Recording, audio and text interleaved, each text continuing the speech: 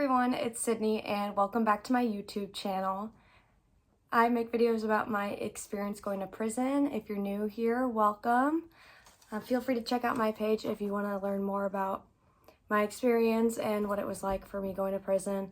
It's been 5 years since I went in now, and I just recently started making videos again with just giving a life update recently. And I got a few questions that actually kind of inspired me to make this video, which is talking about my release date and what it was like getting released from prison. I talked about how I got time off for good behavior. So I was sentenced to 1 year and a day, but I only ended up doing about 8 months with my time off for good behavior. So somebody was asking if I knew when I was going to be getting out, or if it was just like one day they pulled me into an office and that was it, I got released. Sorry, my dog is being crazy. I knew what day I was going to be released from pretty much as soon as I got booked into the prison. So as soon as I got out of the dry cell and went through the whole booking process, they give you your scheduled release date and then your earned release date, or ERD. And that is the date that you'll get released with time off for good behavior. Pretty much immediately off the bat, they will tell you what your time off for good behavior release date will be, which is about 1/3 off of your sentence. So although I was supposed to get out in July, they gave me my release date of March, I think it was March 4th. So pretty early after I was in prison, I had already known my earned release date, and then I also knew when I would be eligible to go to work release, which is basically where towards the end of your sentence, you can go and work in the real world, and you stay at almost like a halfway house, but it's still like fully incarceration. You get like a little bit more freedom. You can actually go and work in the real world and have to check in and have to be back at certain times and in certain times. So it's like a lighter version of prison, basically.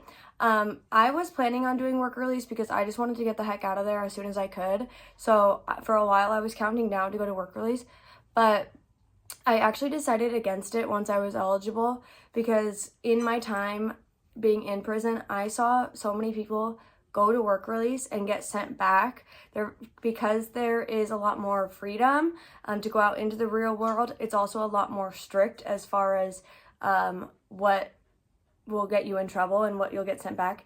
And if you do something, like if you miss curfew or if you do anything to violate those rules, you'll get sent back to prison and you do not get your release date. Then you have to work out your full sentence. So I just decided it wasn't worth it for me. I'd rather just stay in and utilize my time in prison to keep working on myself without any outside distractions. That's what I ended up doing, and I'm actually really happy with my decision to do that.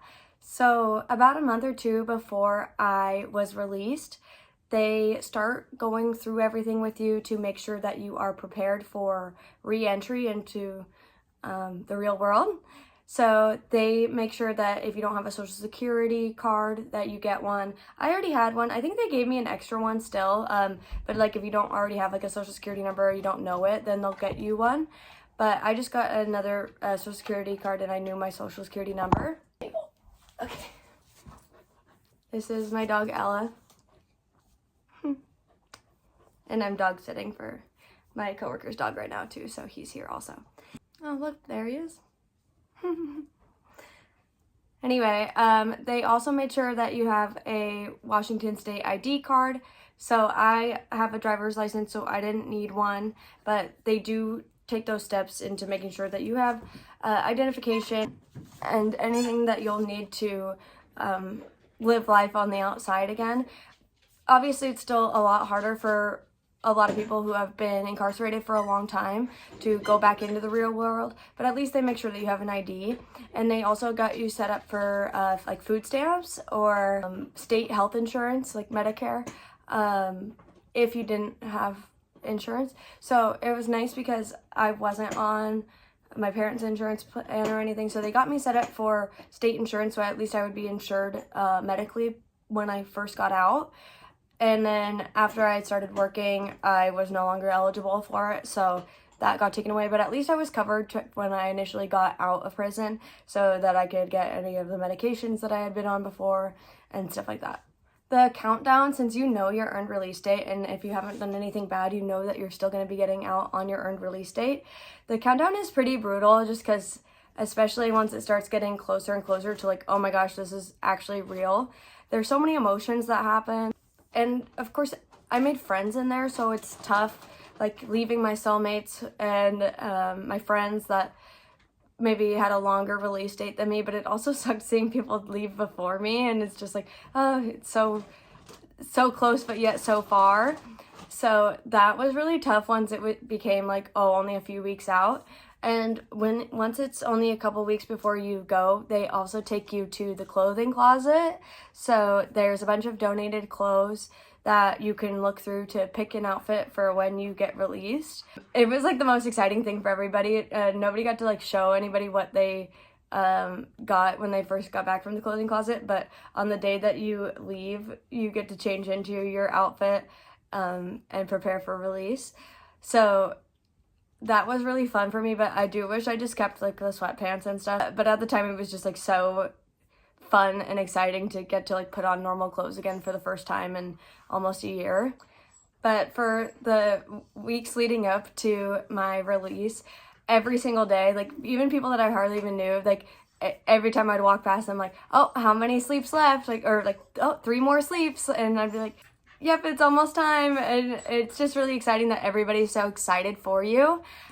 So that was a good feeling, and I had already arranged for my friend to pick me up from the prison, so I would talk to her on the phone. Like, we just have like, you know, the phones that you can dial out. We can't receive messages in, and so we coordinated for her to pick me up. If I remember correctly, I had to like report who was going to be picking me up so that there wasn't like strangers on the grounds. And if you don't have a ride, I think then they get you set up for public transport to wherever you're going, but you have to like say what address you're going to be going to and stuff. And then of course, if you have parole, or if you have probation or anything, then it's even more important what address you're going to be going to. I was supposed to have a year of probation after I was released, but once I was in there, they actually reassessed me and decided that I didn't need to be watched for another year on probation. So after I was out, I was just free and I could do whatever I wanted. Obviously then 2 weeks later, COVID happened, so I couldn't really do whatever I wanted, but it was nice that I didn't have to like report to anybody after that. Once I was done, I was just done. So I hope that gives you guys a little bit more insight into what it was like getting out of prison on the actual day. I can't remember exactly what time I got out, but I remember being like, I wish we could just do it like right at midnight, come on. But I think it was still pretty early in the day, and it's just like that waiting feeling. Like, I remember the last night that I had to sleep in prison was just like, oh my god, I'm just like so over it, like I'm ready to go. But then they took me down to like the front office that I had never seen before, because it was like staff only usually. I had my box of things that I was taking with me, and at the time, you know, because I had spent like so much of that's all I had known was like my little box of things for the last year. I thought that the things that I was bringing was going to be like so important to me to have. Like, I packed like way more than I actually like needed to take with me, just because I was so used to only being able to live off of those little things. So I was being kind of a hoarder about it. And then when I got out, I was like, okay, I don't need all of these like prison memorabilia. I can just like buy new stuff. But they let me take whatever was like my personal property with me. And then I brought my box, and I remember my cellmate braided my hair the night before so I could have fresh braids getting out. And then my friend came and picked me up, and it was just like the best feeling in the entire world. Okay, the dogs are getting a little crazy now, so I'm gonna end this video, but thank you so much for watching. If you have any other topics that you want me to talk about, check my videos to see if I've already made a video about them, but please comment down below if there's anything you'd be interested in hearing me talk about regarding my experience going to prison or anything else, and I will see you guys next time. Thanks for watching.